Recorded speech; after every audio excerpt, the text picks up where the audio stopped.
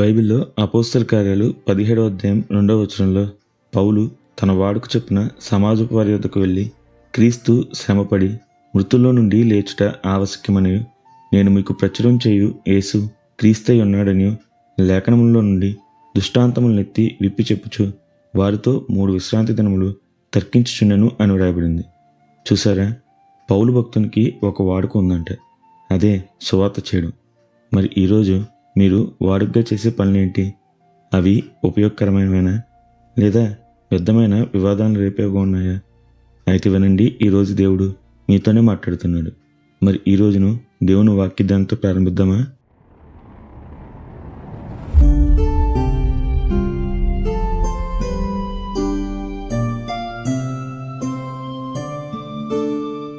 సాధారణంగా అలా చాలామంది వాడుకగా కొన్ని పనులు చేస్తూ ఉంటాం.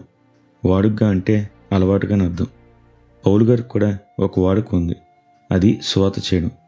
అలాగే ఒకసారి తెస్సలోనికలో ఉండగా యూదుల సమాజ మందిరంలోకి వెళ్ళి విశ్రాంతి దినంలో వారితో లేఖనాల్లో క్రీస్తుని గురించి దృష్టాంతాలను విప్పి చెప్తున్నారు.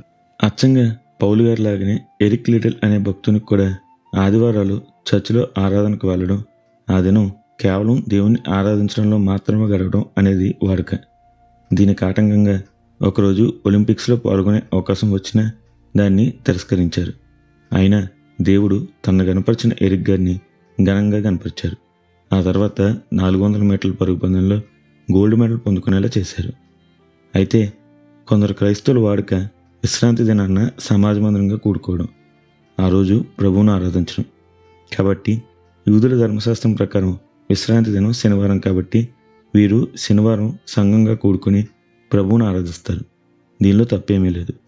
ప్రభు ప్రతిదినం మనకు జీవించడానికి అవకాశం ఇస్తున్నాడు కాబట్టి ఒక క్రైస్తవునిగా ఆయనను ప్రతిదినం ప్రతి క్షణం ఆరాధించాల్సిన బాధ్యత మనందరికీ ఉంది. అది శుక్రవారమైనా పర్లేదు, శనివారమైనా పర్లేదు, ఆదివారమైనా పర్వాలేదు. అయితే సాధారణంగా చాలా దేశాలు ఆదివారం సెలవు దినం కాబట్టి సమాజంగా కూడుకోవడానికి అది అనువైన దినం కావున, అలాగే ప్రభు తిరిగి లేచిన పునరుద్ధాన దినం ఆదివారం కావున అనేక క్రైస్తవులు ఆదివారం సంఘంగా కూడి ప్రభువును ఆరాధిస్తారు. అయితే కొందరు విశ్రాంతి దినం శనివారం కాబట్టి ఆ దినం కూడుకుని ప్రభువును ఆరాధిస్తారు. ఇవి రెండు వాడుక చొప్పున చేసేవి, వీటిలో ఏ తప్పు లేదు. అయితే కొందరు ఈ వాడుకను తామే కాక ఇతరులు పాటించాలని ఇతరులపై తమ అభిప్రాయాలు రుద్దుతారు.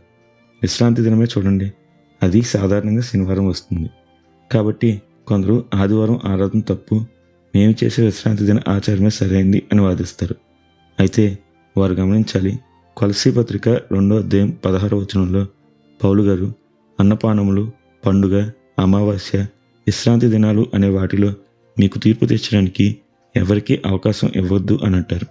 అలాగే ఎఫెసీ 2:14లో విశ్రాంతి దినం అనేది ధర్మశాస్త్రంలో విధిరూపకమైన ఆజ్ఞ కాబట్టి దాన్ని యేసుక్రీస్తు తన శరీరమందు కొట్టివేశారు అంటారు.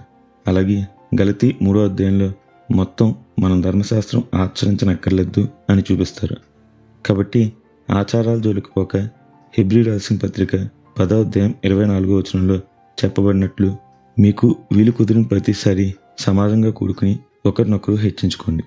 అలాగే వినండి, ధర్మశాస్త్రం కాదు, ఎఫెసీయులకు రాసిన పత్రిక 2వ అధ్యాయం 8వ వచనంలో చెప్పినట్లు విశ్వాసం ద్వారా కృపచేతనే రక్షించబడ్డాం. కాబట్టి అంతం వరకు విశ్వాసాన్ని కాపాడుకుందాం. అట్టి గొప్ప ధన్యత దేవుడు మనందరికీ దయచేయునుగాక. నిత్యం ఘనత, మహిమ, ప్రభావములు యేసుక్రీస్తు నామానికే కలుగునుగాక. ఆమెన్. హల్లెలూయా.